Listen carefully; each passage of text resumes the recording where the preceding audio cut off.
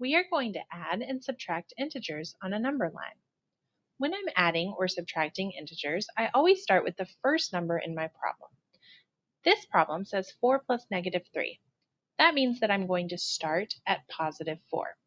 So I'm going to move 4 spaces to the right of 0 on my number line so that I can show that I am starting at positive 4.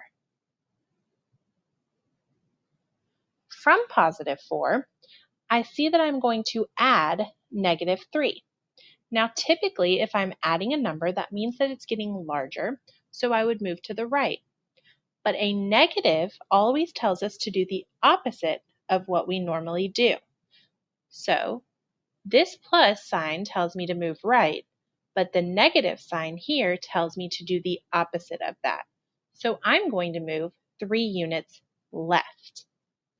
To move 3 units left, I'm going to go 1, 2, 3, and I'm going to land right here at positive 1.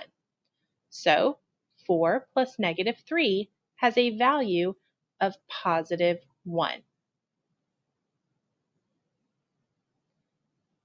Now let's look at negative 6 plus negative 2. We're going to start at negative 6 since it's the first number. To get to negative 6, I would move 6 units left on my number line, and I would start right here. So I'm going to start at negative 6, and then the plus sign tells me to move right, but this negative with 2 tells me to do the opposite of that. So from here, I am going to move 2 units left, and I'm going to stop at negative 8. That means that negative 6 plus negative 2 has a value of negative 8. Now let's do negative 4 plus 8. For this, I'm going to start at negative 4, so I'm going to start right here at negative 4.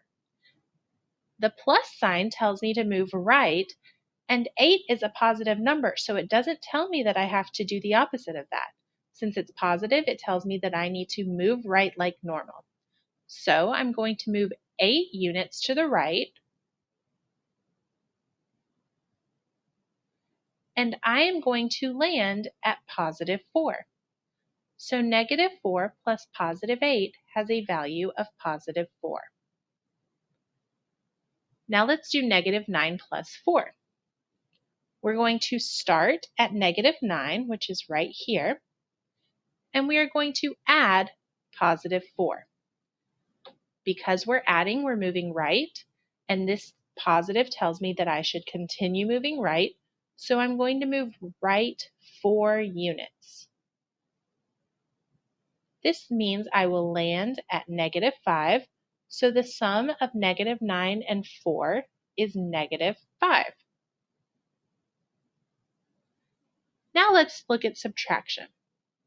For subtraction, just like addition, I'm always going to start with my first number. So in this case, I'm going to start at positive 2. So I'm moving from 0 to positive 2. And now the subtraction sign tells me that I need to move left because when I subtract, I am taking away or making something smaller.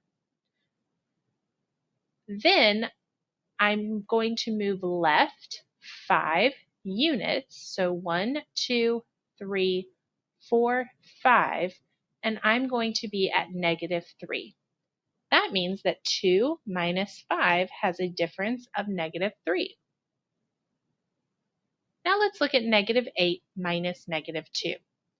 We're going to start at negative 8, so we're going to start over here, and we are going to subtract negative 2. Subtracting tells me that I should move left, but the negative on 2 tells me to do the opposite of what this subtraction sign tells me to do.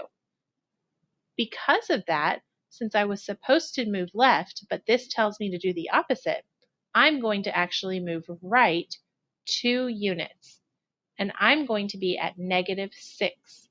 So negative 8 minus negative 2 has a difference of negative 6.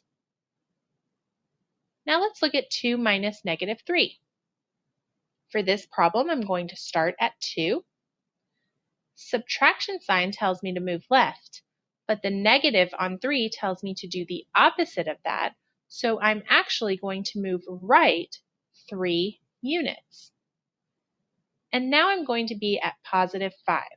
So 2 minus negative 3 has a difference of positive 5. Let's look at our last problem. Negative 5 minus 3.